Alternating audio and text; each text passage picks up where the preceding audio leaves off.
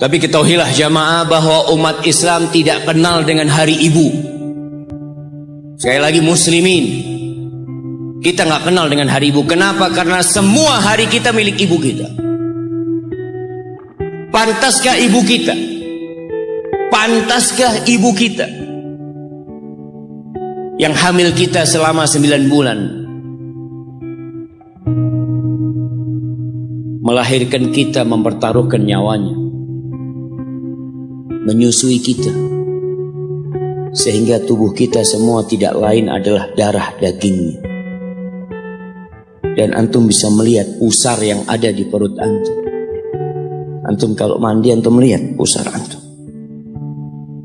Dari situ antum pernah minum darah ibu antum selama 9 bulan. Dari sana. Pantaskah orang yang berkorban segala-galanya buat kita dapat 1 hari dari kehidupan kita? Hanya sehari, hanya sebuah hadiah, hanya ucapan terima kasih sekali dalam setahun, dalam 354 hari. Dalam setahun berapa hari jemaah? Dalam setahun berapa hari? 354 atau 355. Itu umat Islam, kalender Hijriah. Tapi kalau antum pakai kalender Masehi 360, 65, kita umat Islam. Apakah pantas ibu kita hanya dapat 1 hari? Kata Nabi SAW, "Raghima anfuh, thumma raghima anfuh, thumma raghima anfuh, qila man ya Rasulullah." Celaka itu orang, sengsara itu orang, penuh dengan debu hidungnya itu orang. Qila, siapa ya Rasulullah SAW? Siapa orang itu? Man adraka walidayhi aw ahadahuma thumma lam yadkhulil jannah. Orang yang hidup bersama orang tuanya, satu atau kedua-duanya. Ya hidup mendapatin 1 atau 2 orang tuanya masih hidup. Celaka orang ini kalau ternyata nggak bisa masuk surga dia jamaah. Jamaah, pintu surga yang paling indah kata Nabi SAW itu orang tua kita, bapak ibu kita. Dan dia dekat sama kita. Dialah yang melahirkan kita. Dialah yang punya jasa besar sama kita. Kalau kepada mereka antum nggak bisa masuk surga lewat keduanya, antum mau lewat pintu yang mana masuk surga? Ustaz, ana mau masuk lewat pintu sodakoh. Bisa jadi sodakoh antum hanya pencitraan dari antum, karena sama orang tua antum nggak baik. Antum berbuat baik sama manusia, antum bangun masjid, antum bantu anak yatim, sama orang tua sendiri nggak baik, berarti antum riak selama ini berbuat.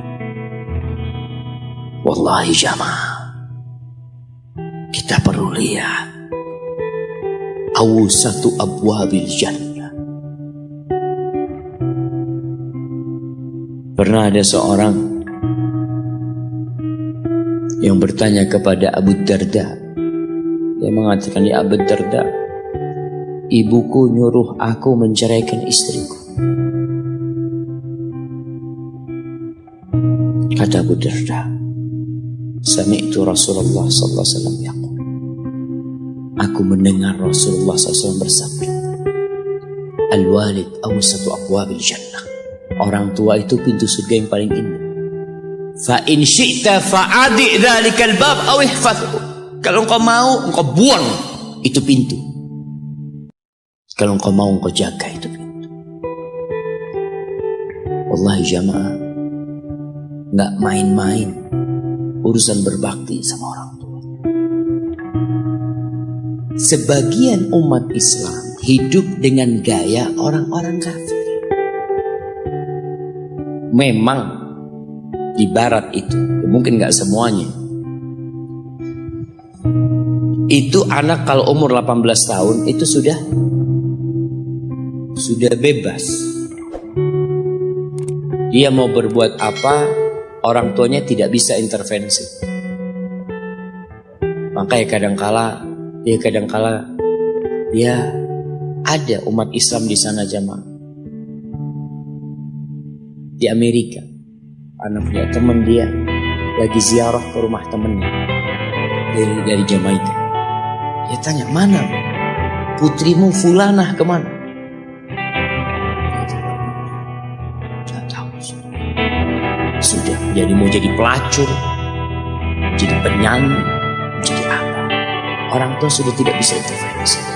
Itu dalam kehidupan mereka. Dan mereka juga anak-anak tidak ada kewajiban untuk memberikan nafkah kepada orang tuanya. Dalam budaya mereka selesai sudah. Sehingga banyak di sana panti jompo, tempat orang tua dititipkan di sana. Kenapa? Karena anaknya udah hanya mengingat ibunya setahun sekali. Mengingat, nggak ada hari bapak, ada hari bapak aja. Ada. Belum. Ada hari bapak. Di Indonesia ada. Tanggal berapa? Anak kok nggak pernah dapat hari bapak ya?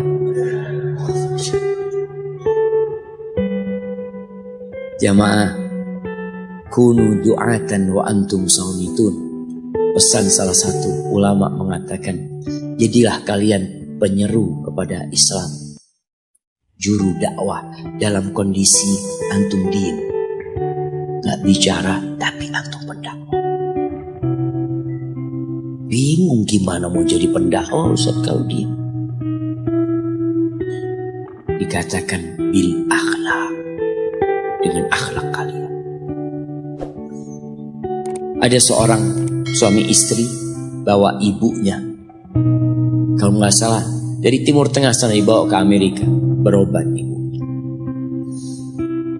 Itu yang perempuan itu, istrinya itu nangis terus jagain ibunya di ruang ICU. Dia nunggu di luar, dia tungguin ibunya. Suaminya kadang-kadang keluar.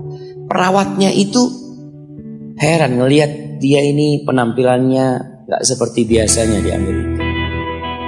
Maka perawatnya penasaran, tanya, "Anti kok nangis terus?" kata dia. "Siapa yang sakit ini?"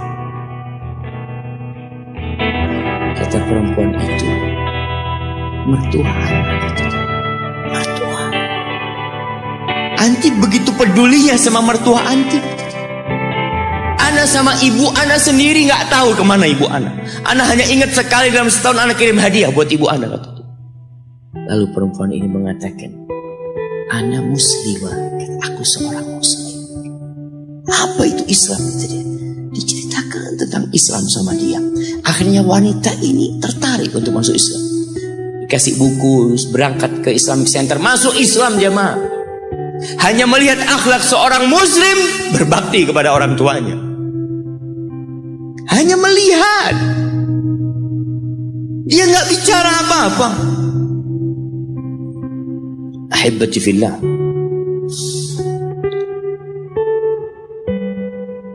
Di surat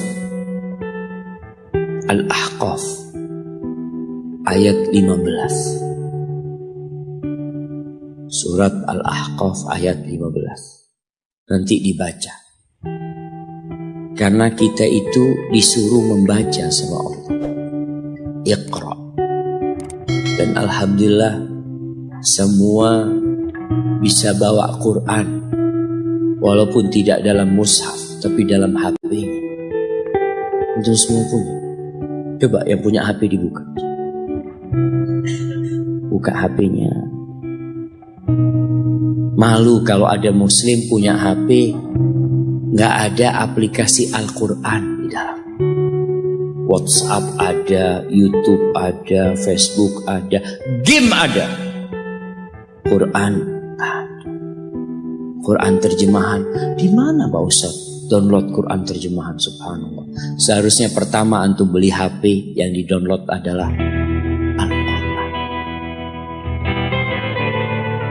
Allah mengatakan, wa wassaynal insana biwalidayhi ihsana. Kata Allah, kami mewasiatkan kepada manusia, memerintahkan kepada manusia agar berbuat baik kepada kedua orang tuanya. Jadi yang nyuruh antum berbuat baik itu bukan paman antum, bukan ustadz, tapi Allah. Allah perintahkan kepada kita untuk berbuat baik sama orang tua, walaupun orang tua antum kafir. Ada sebagian pertanyaan yang kadang kala datang mengatakan, Ustadz, anak ini dibuang sama orang tua anak dulu, Ustadz. Anak punya bapak menceraikan ibu anak. Ibu anak akhirnya bekerja, bapak anak bekerja, anak dititipkan ke kakek dan nenek. Sekarang ketika anak sukses, bapak ibu anak ingin anak berbakti sama dia. Subhanallah, yang nyuruh antum berbakti bukan bapak ibu antum, tapi yang menciptakan antum yang nyuruh antum berbakti. Cukup tubuh antum itu berasal dari darah orang tua antum, lalu antum berpikir gak mau berbakti sama orang tua. Yang orang tuanya jahat sama dia, merasa dizalimin sama orang tua. Orang tua anak pilih kasih, Ustaz. Orang tua anak seperti ini, seperti itu. Iya, seburuk apapun orang tuamu, tetap itu orang tuamu. Dan Allah nyuruh kamu berbuat baik sama orang tua. Wallahi jamaah, ada seorang syekh cerita dalam salah satu ceramahnya, cerita tentang seorang dokter perempuan di sana, di Arab sana. Ada seorang anak lelaki bawa ibunya masuk ke dokter ini. Subhanallah, ibunya ini gila. Anak-anak muda belum nikah, dia bawa ibu. Nanti ibunya tersenyum sendiri, ketawa sendiri. Masuk ke ruang dokter itu, mejanya dokter diputerin sama ibunya. Anaknya minta maaf, ya dok, kata dia, sekali-kali nanti ngeliat di televisi dokter itu ada gambarnya Ka'bah. Ibunya ngomong, nak, kau bukan nak ngomong, kamu bohong mat kau bohong sama ibu. Katanya mau dibawa umroh ibu, kata dia. Nanti diludahin anaknya, digigit anaknya, nanti kerudungnya ibunya terbuka, dipasangin lagi. Itu dokter tanya sama anaknya, ini siapa? Ibu anak, katanya. Sejak kapan dia seperti ini? Sejak lahir. Loh, terus gimana engkau bisa lahir? Iya, sama kakek anak, ibu anak dinikahkan, tapi 10 bulan diceraikan. Ya karena seperti ini, Pak. Anak akhir dari rahim ibu. Dan seperti ini kelakuan. Iya, kata dia. Engkau berbakti sama dia, kata dia. Dia kan gak kenal sama engkau. Iya, dia gak tahu sama anak. Tapi Allah tahu kalau dia ibu anak. Allah tahu kalau dia ibu anak. Anak harus berbakti. Ditanya, ibumu sakit apa? Ibu kena gula, katanya. Setelah dikasih resep, itu dokter cerita, pasiennya keluar, ditutup pintunya. Dokter ini nangis. Dia mengatakan, ana sering dengar ceramah tentang birrul walidain. Ana sering mendengarkan tausiah ustaz tentang berbakti kepada orang tua, tapi ana baru sekarang melihat kebaktian seorang anak sama tuanya. Ibunya gila, dia tetap berbakti. Dan dia mengatakan, iya, ibu anak gak tahu sama anak, tapi Allah tahu kalau dia ibu anak.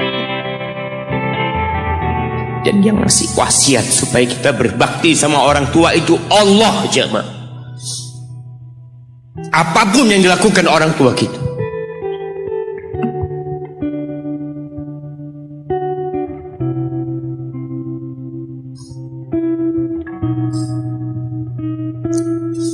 apalagi ibu. Allah katakan hamalathu ummuhu kurha wa wada'athu kurha. Ibu kita, hamil kita itu dalam kondisi yang sulit.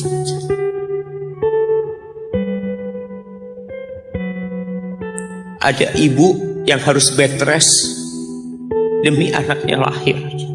Demi kita lahir, ibu kita itu bed rest. Capek dikit keluar darah. Ada yang harus hamil kita dalam kondisi dia ditinggal sama suaminya. Dia harus cari nafkah sendiri. Ada yang harus muntah-muntah demi kita. Allah. Lalu kita berdiri buat ibu kita. Capek.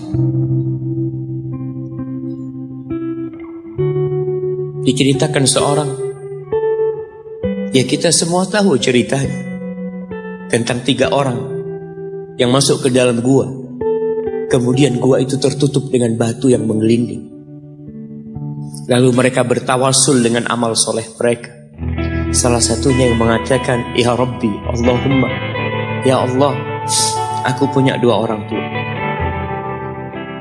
Aku punya 2 orang.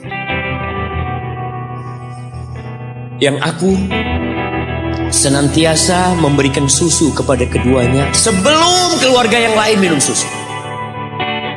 Dia sudah menikah, dia punya istri, punya anak. Pada suatu hari, ya Allah, aku kejauhan cari rumput, sehingga aku balik dalam kondisi orang tua sudah tidur.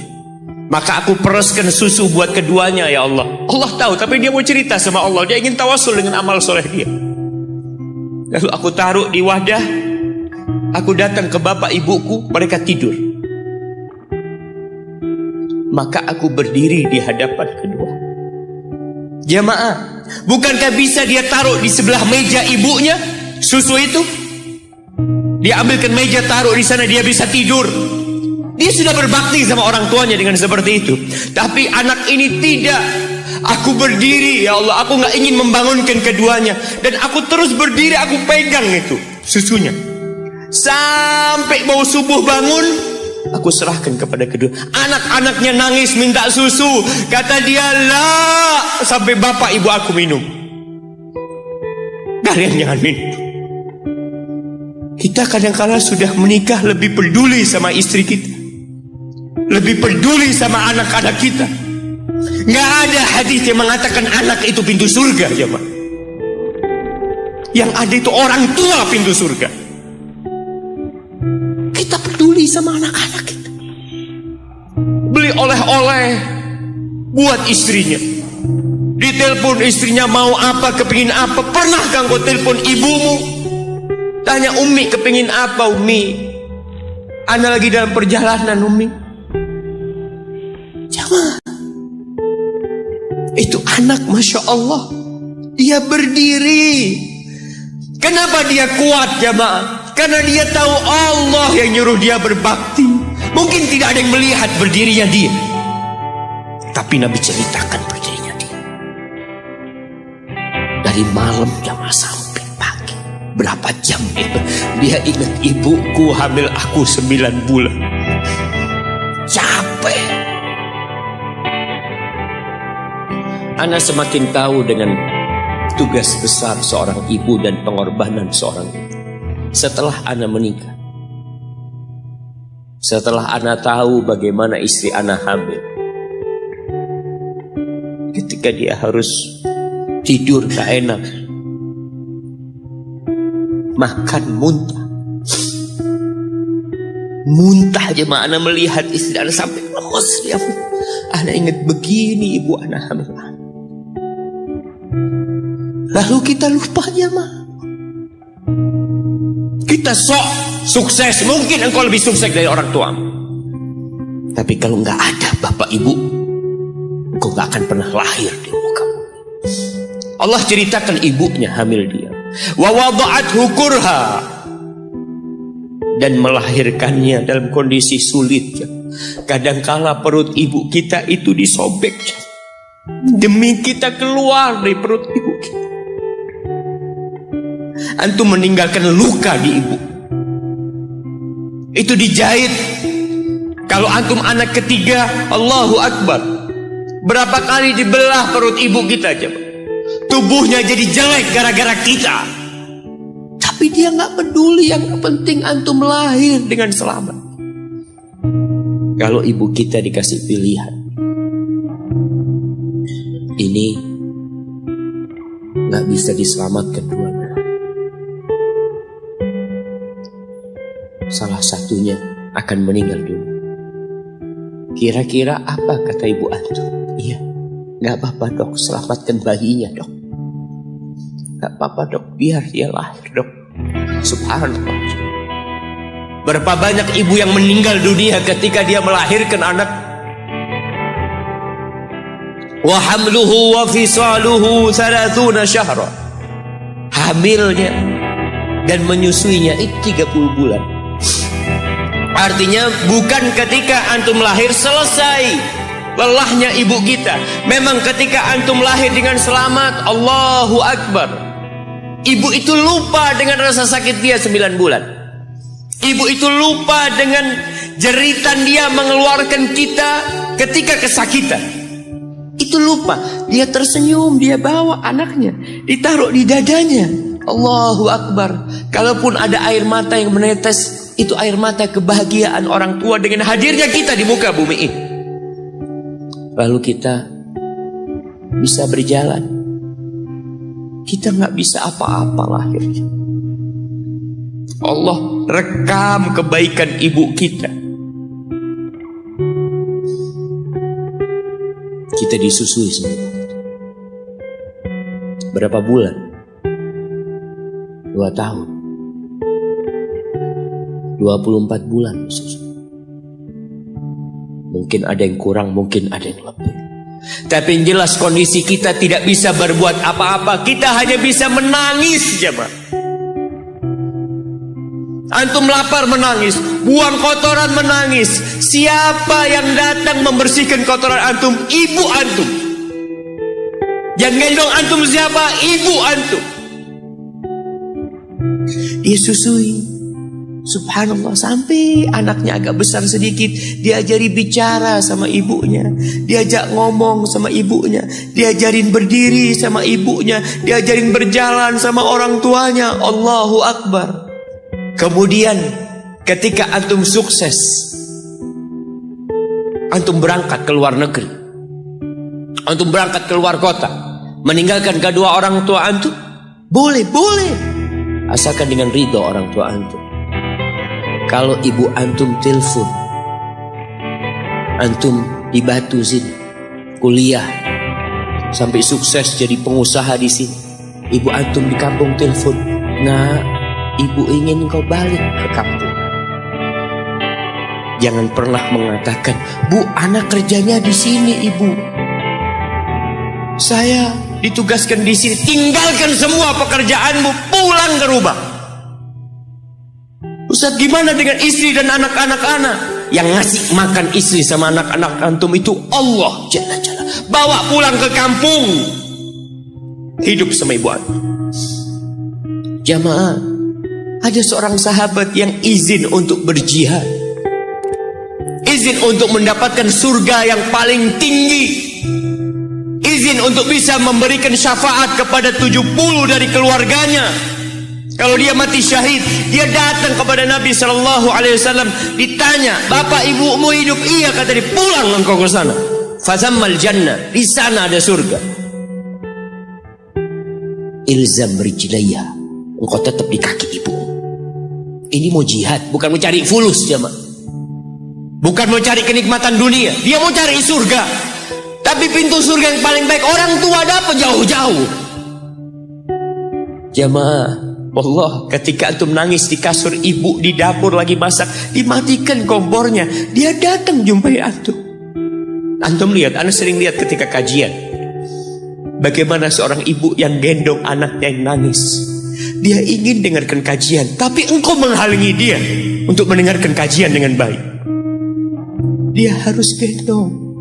Kadang-kala nggak boleh deket-deket kajian, yang bawa anak tempatnya lain, dan dia nurut. Engkau ganggu hidup dia dari sejak engkau lahir. Kemudian setelah engkau dewasa, engkau nggak berbakti sama ibu. Lupa dengan wa hamluhu wa fisaluhu 30 syahr. Di masa Umar bin Khattab, ada seorang yang datang kepada Umar mengatakan, "Ya Amirul Mukminin,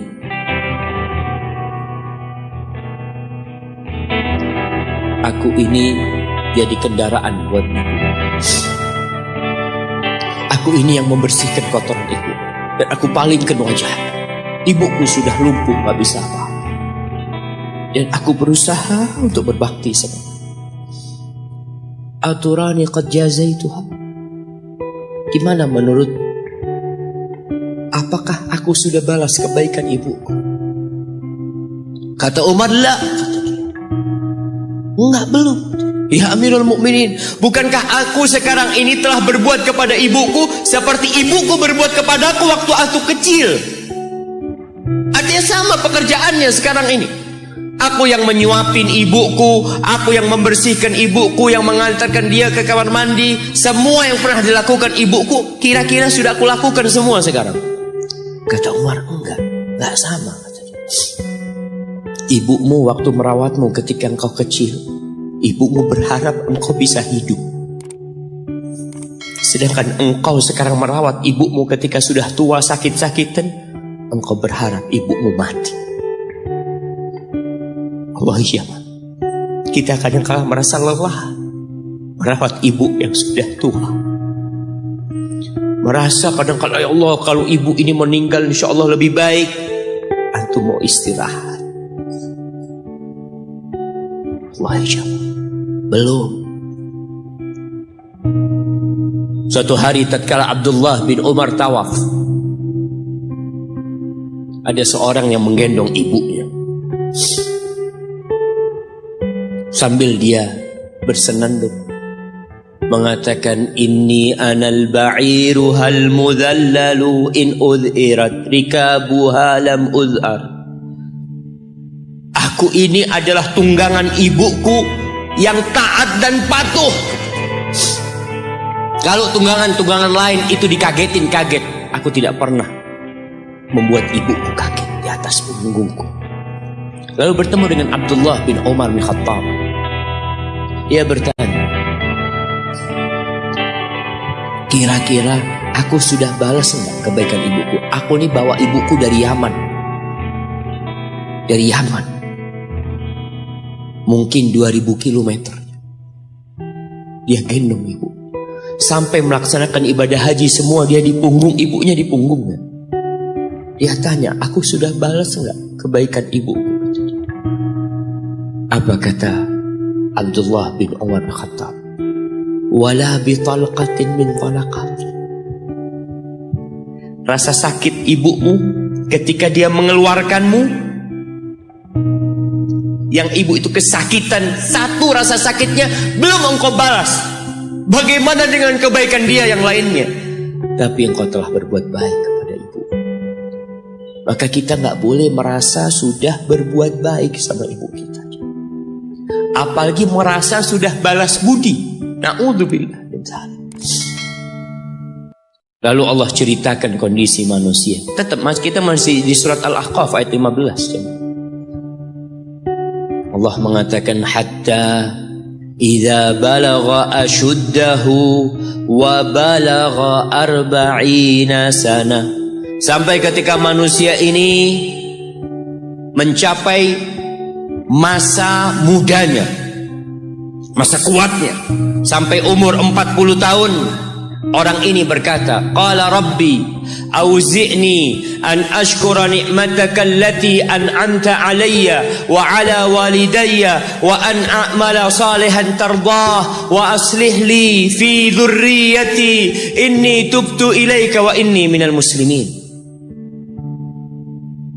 Ini doa yang dianjurkan dibaca kalau orang umurnya 40 tahun. kebanyakan kita 40 tahun juga nggak baca doa. Kenapa? Kita kurang peduli dengan ajaran agama kita.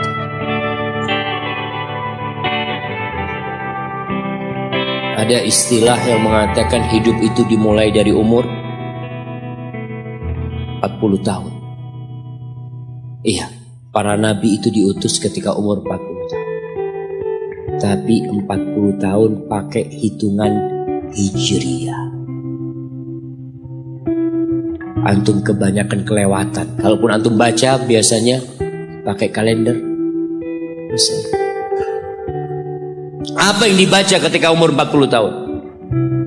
Biasanya orang umur 40 tahun ini sudah mapan hidupnya.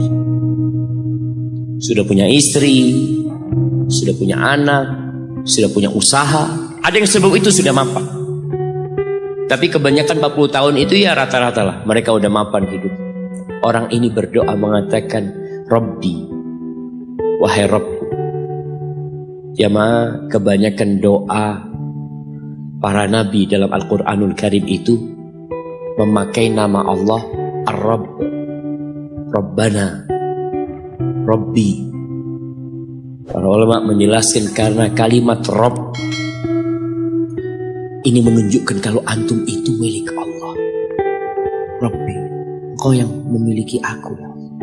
Engkau yang memiliki segala-galanya. Auzi'ni an ashkura ni'mataka allati an'amta alayya. Bantulah hamba ya Allah untuk mensyukuri nikmat yang kau berikan kepada hamba wa ala walidayya, dan kepada kedua orang tua hamba. Ingat dia sama orang tua. Ingat. Kebanyakan orang lupa nih, dalam Islam umur 40 tahun harus lebih ingat sama orang tua. Jamaah, kalau antum jenderal bintang 4, kalau antum seorang gubernur atau seorang raja atau seorang presiden pun, ketika antum berhadapan sama bapak ibu antum, pangkat antum tetap anak. Mungkin orang tua antum gak lulus SD, mungkin gak pernah mengenyam bangku kuliah. Antum mungkin dokter, mungkin profesor. Orang yang dihormatin orang, jangan minta penghormatan dari bapak dan ibumu. Engkau yang harus menghormatin keduanya. Maka diingatkan orang umur 40 tahun, ingat sama orang tua. Antum lihat di mana antum campakkan orang tua antum, di mana antum tinggalkan orang tua antum. Ridallah fi ridal walidain. Keridhaan Allah bergantung kepada keridhaan orang tua kita. Wa sukhtullah fi sukhtil walidain. Dan kemurkaan Allah bergantung dengan kemurkaan kedua orang tua kita. Wa an a'mala salihan tardah. Bantulah hamba untuk beramal soleh yang kau ridhain. Wa aslih li fi dzurriyyati. Dan perbaiki aku di anak keturunanku ya Allah. Jamaah, balasan untuk orang yang berbakti kepada orang tuanya kontan Allah bayar di dunia sebelum di akhirat. Balasan buat orang yang durhaka sama orang tuanya kontan nih, dibayar di dunia sebelum di akhirat. Ma min dzambin ahaqqu an yu'ajjilallahu lahul uquba fid dunya ma'a ma yudakhiru lahu fil akhirah minal baghi wa qati'atir rahim, wa fi riwayah wal uquq. Tidak ada dosa yang lebih pantas untuk dibalas di dunia sebelum di akhirat nanti daripada kezaliman dan kedurhakaan kepada orang tua. Jadi kalau bicara berbakti sama orang tua, itu bukan kita ngasih tahu sama anak kita, nah kamu harus berbakti sama orang tua, nah kamu harus seperti ini pada orang tua. Nggak perlu. Anak-anak itu perlu contoh dari bapak dan ibu. Berikan contoh, dia akan berbakti. Ingat seorang anak yang dia tinggal sama bapaknya. Bapaknya tinggal sama dia. Bahasanya bapaknya tinggal sama dia. Berarti bapaknya ikut dia, bukan dia yang ikut bapak. Sudah tua bapak. Istrinya kurang suka sama bapak. Ya udah tua ngerepotin. Akhirnya istrinya usul, gimana kalau bapak ditaruh di atap?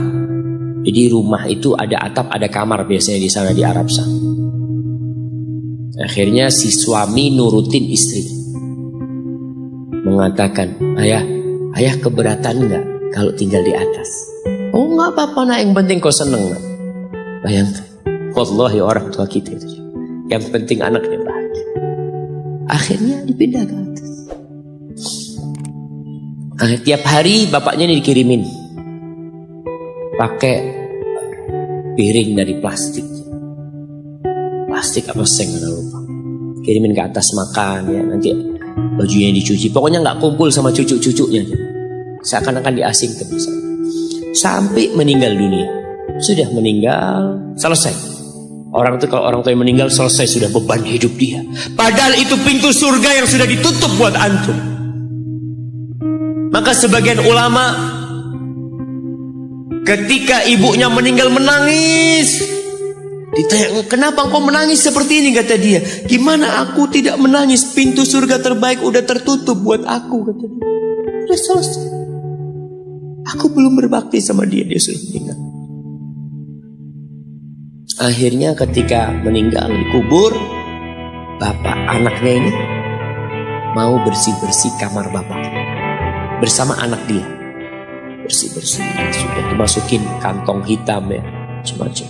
Ketika piring tempat anaknya ini ngirim makanan buat bapaknya, mungkin cucunya juga ngirim buat bapaknya, mau dibuang, kata anaknya, ayah jangan ayah, buat aku ayah. Kenapa nak? Buat apa piringnya? Iya ayah, nanti kalau ayah sudah tua, aku akan pakai ini buat ayah. Anak kecil nggak tahu apa-apa aja. Dia pikir itulah berbakti sama orang tua. Dia ingin mengulangi apa yang dia lihat, dia ingin praktekkan sama bapak. Bukan karena dia ingin durhaka, bukan. Karena dia berpikir itulah kebaktian jemaah. Ketika si anak ini melihat anaknya mengatakan itu, dia nangis dia jemaah. Dia ciumin baju bapaknya yang ada di sana. Selesai sudah jemaah. Selesai, pintu surga itu sudah ditutup buat antum. Maka nggak perlu antum kasih ceramah anak antum tentang berbakti. Antum minta sama Allah, perbaikin di anak keturunanku ya Allah. Iya, agar mereka berbakti, bermanfaat buat kedua orang tuanya, buat negeri ini, buat agamanya. Tapi tidak hanya dengan omongan. Kalau seorang ayah suka duduk sama ibunya, pijetin kaki ibunya, antum suka ambilin sandal buat bapak antum. Kadangkala kan orang kalau pakai sandal masuk rumah itu sandalnya ngadep ke rumah. Antum suka belokin. Antum keluar dari masjid, sandal bapak antum lurusin. Antum gak usah suruh anak antum melakukan itu sama antum. Dia akan lakukan itu sendiri. Birrul walidain, berbakti kepada ibu khusus.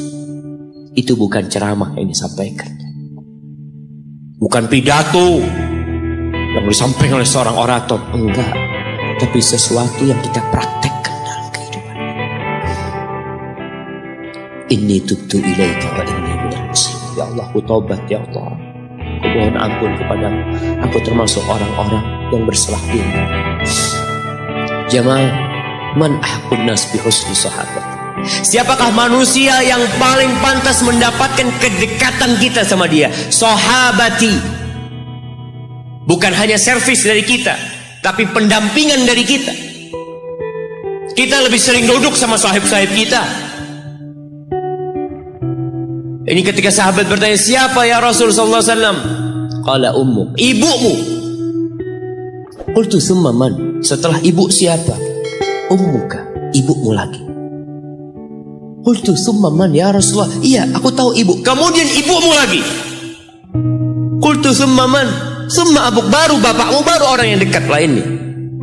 Bayangkan Rasulullah SAW ya, sampaikan ini kepada ya aktivis gender yang mengharapkan persamaan lelaki dengan wanita. Di dalam agama kita wanita diletakkan 3 kali di atas laki-laki dalam kebaktian. Bukan sama bapak, tidak. Maka bapak jangan pernah iri ketika melihat anaknya lebih cinta sama ibunya, lebih berbakti sama ibunya, karena itu syariat Allah Jalla Jalaluh. Iya, kita tetap berbakti sama bapak kita, tapi ibu kita, kenapa kok ibu 3 kali? Bapak tidak ikut hamil. Rasa lelah ibu tidak pernah dirasakan bapak. Bapak tidak ikut melahirkan. Dia tidak pernah merasakan rasa sakit melahirkan. Bapak tidak pernah menyusuin. 3 ini pekerjaan ibu. Sehingga ibu dikasih tempat yang lebih tinggi, jamaah. Bihusni sahabati, dengan pendampingan kita, dengan kebaikan kita, ibu kita. Maka berusaha jamaah untuk sering-sering kumpul sama ibunya.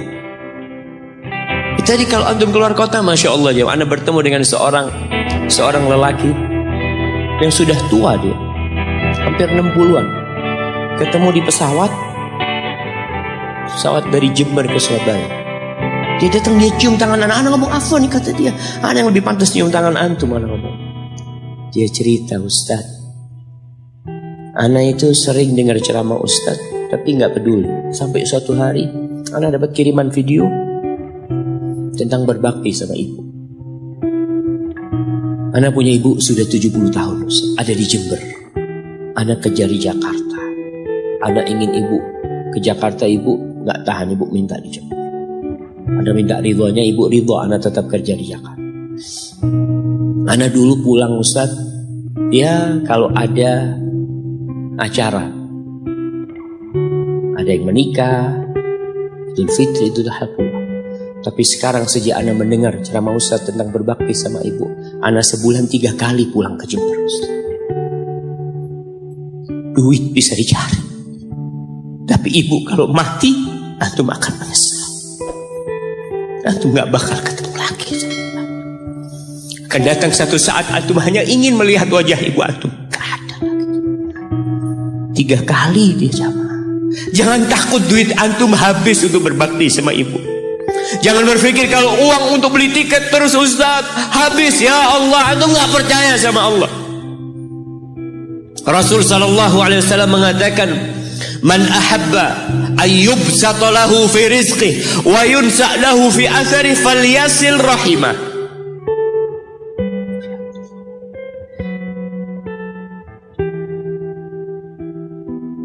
Barang siapa yang ingin rezekinya diluaskan, barang siapa yang ingin umurnya dipanjangkan, apa yang dia lakukan? Sambung rahimnya. Sambung rahim. Rahim kita sendiri, ibu kita. Kita dari sana keluar. Itu yang paling berhak mendapatkan kebaktian kita. Antum jangan takut kehabisan waktu. Ketika antum berbakti sama orang tua, Allah berkahin waktu antum. Jangan takut duit antum habis, Allah lipat gandakan apa yang antum keluarkan. Tapi kadang-kala kita nggak yakin. Kita berpikir hitung-hitungan, aduh anak kalau ngasih orang tua berangkat pulang berapa, kalau dihitung aduh nggak masuk Ustaz hitungannya. Antum biarkan malaikat yang itu. Kiraman katibin ya'lamuna ma taf'alun. Allah tuh punya malaikat-malaikat mulia yang tugasnya mencatat. Dia tahu dengan apa yang antum kerjakan. Biarkan mereka yang mencatat. Biarkan mereka yang menghitung. Wallahi jamaah, kita tuh disuruh dekat sama orang tua kita. Apalagi kalau orang tua kita minta. Kalau enggak, ya mungkin dia ridho jauh. Tapi jangan dipikir dia suka antum jauh dari dia. Maka sebagai bentuk kebaktian anak, tetaplah antum dekat sama orang tua. Yang terakhir, di surah Luqman, ketika Allah mewasiatkan agar kita berbakti sama orang tua kita, lalu Allah mengatakan, wa in jahadaka ala an tusyrika bi ma laysa laka bihi ilm fala tuti'huma. Kalau kedua orang tuamu memaksamu untuk melakukan kesyirikan, melakukan kekufuran, jangan taat kepada keduanya. Fala tuti'huma, jangan taat, jangan patuh. Tapi setelah itu Allah mengatakan wasahibhuma fid dunya ma'rufa. Sahibhuma, jadikan orang tua antum sahib antum, temanin dia, jangan ditinggal. Kebanyakan di antara kita berkata, Ustaz, abah ana belum dapat hidayah, ibu ana belum dapat hidayah. Pertanyaannya, antum hidup di mana? Ibu antum hidup di mana? Ana hidup di Jakarta, ibu ana hidup di kampung, orang tua ana hidup di kampung, antum setahun kali pulang. Kata Allah, sahibhuma fid dunya ma'rufa. Ini yang kafir. Temanin keduanya dalam kondisi penuh dengan kebaikan. Haibati fillah, sekali lagi ana sampaikan bahwasanya kebaktian kepada orang tua itu memiliki kedudukan yang tinggi setelah bertauhid kepada Allah. Wa qadha rabbuka alla ta'budu illa iyyah wa bil walidain ihsana imma yablughanna 'indaka al-kibara ahaduhuma aw kilahuma fala taqul lahumā uffin wa la tanharhumā wa qul lahumā qawlan karīmā.